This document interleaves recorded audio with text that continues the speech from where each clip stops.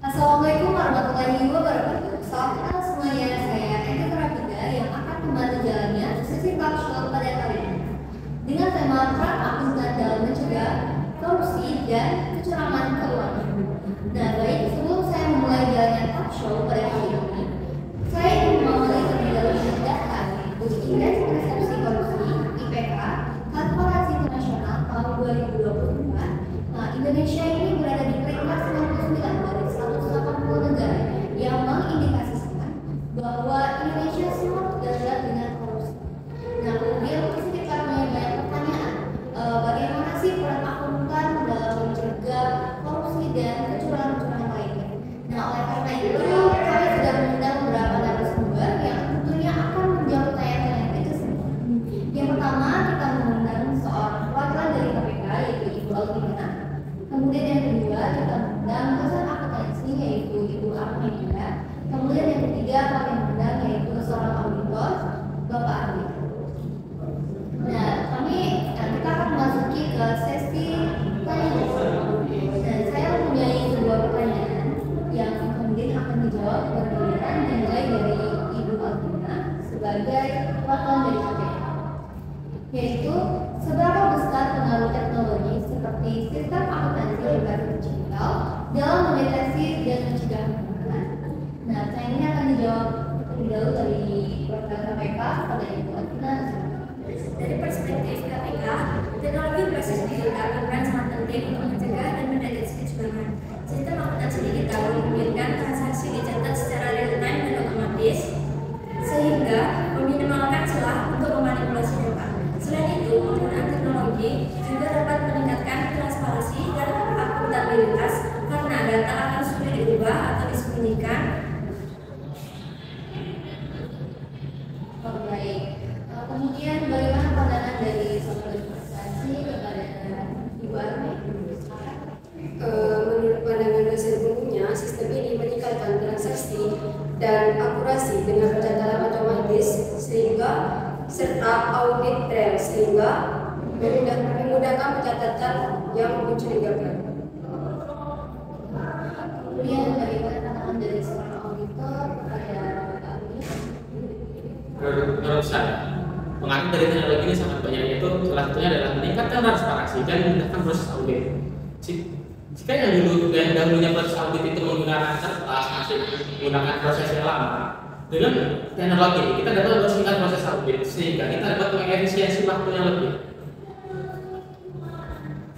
Kita lanjut pertanyaan yang kedua, yaitu menurut kalian sejauh mana pentingnya pendidikan dan pelatihan profesional bagi akuntan dalam mengantisipasi praktik korupsi di sektor publik maupun swasta? Kepada Ibu Alvina, silakan terlebih dahulu. Dengan pelatihan yang memadai, akuntan dapat mengenali modus kecurangan dan juga memahami hukum yang berlaku di sektor publik ataupun swasta.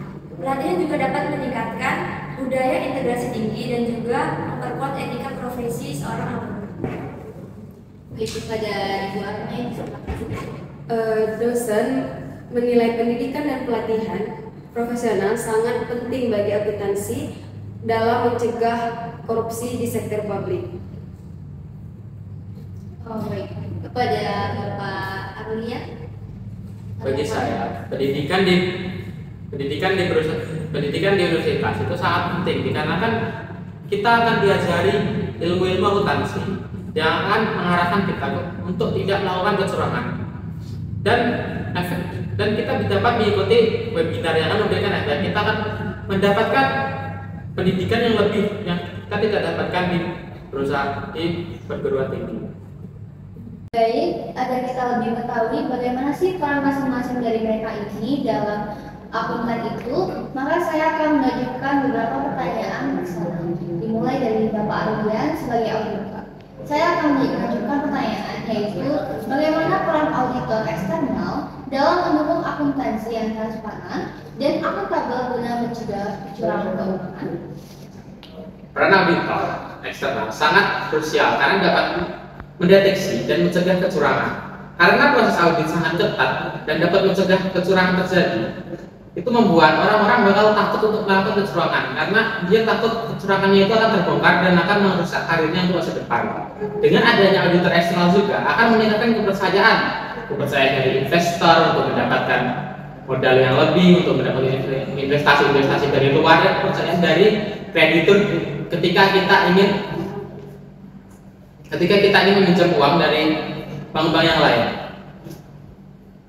Oh, baik, ternyata auditor eksternal itu mempunyai peran yang penting ya. Mereka juga berasal dari orang lain sehingga mungkin bisa bersifat netral dan independen. Kemudian saya akan mengajukan pertanyaan selanjutnya untuk dosen pendidikan akuntansi, yaitu bagaimana sih cara kalian itu menanamkan pendidikan dalam mahasiswa akuntansi ini agar mereka itu tidak melakukan kecurangan dan mereka tuh mengetahui bagaimana pentingnya untuk menjauhi kecurangan tersebut. Dan dosen itu menanamkan pentingnya menjauhi kecurangan itu melalui integrasi etika dalam kurikulum, studi, dan simulasi. Mereka juga menanamkan kejujuran akademik, menghadirkan proteksi untuk berbagi pengalaman. Selanjutnya saya juga punya pertanyaan untuk perwakilan dari KPK, yaitu apa sih tantangan utama dalam pemberantasan korupsi di Indonesia ini?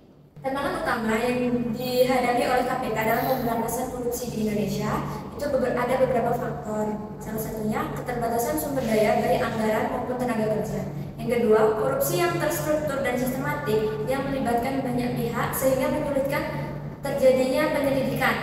Yang ketiga itu adalah kurangnya kesadaran publik tentang korupsi. Yang terakhir adalah penyalahgunaan anggaran dan kebijakan pemerintah. Nah, baik, terima kasih atas jawaban dari Ibu Alvina tadi sebagai perwakilan dari KPK. Selanjutnya kita masuki ke bedah kasus korupsi dan kecurangan yang ada di Indonesia. Apa kasus yang pernah kalian temui ataupun pandangan kalian dan apa sih faktor yang mempengaruhi hal tersebut? Nah, itu dimulai dari Ibu Alvina selaku perwakilan dari KPK. Kasus yang pernah kami temui itu salah satunya adalah kasus kecurangan PT Asuransi Jiwasraya. Kasus ini melibatkan manipulasi laporan keuangan oleh pejabat PT Asuransi Jiwasraya yang mengakibatkan kerugian negara sekitar 16,8 triliun. KPK menyelidiki kasus ini setelah laporan keuangan yang dibuat oleh perusahaan dianggap tidak mencerminkan keadaan yang sebenarnya. Dalam kasus ini, itu mencerminkan betapa pentingnya pengelolaan yang transparan dan akuntabel dan bertanggung jawab dalam lembaga keuangan. Baik, selanjutnya pandangan sebagai dosen akuntansi kepada Ibu Alvina.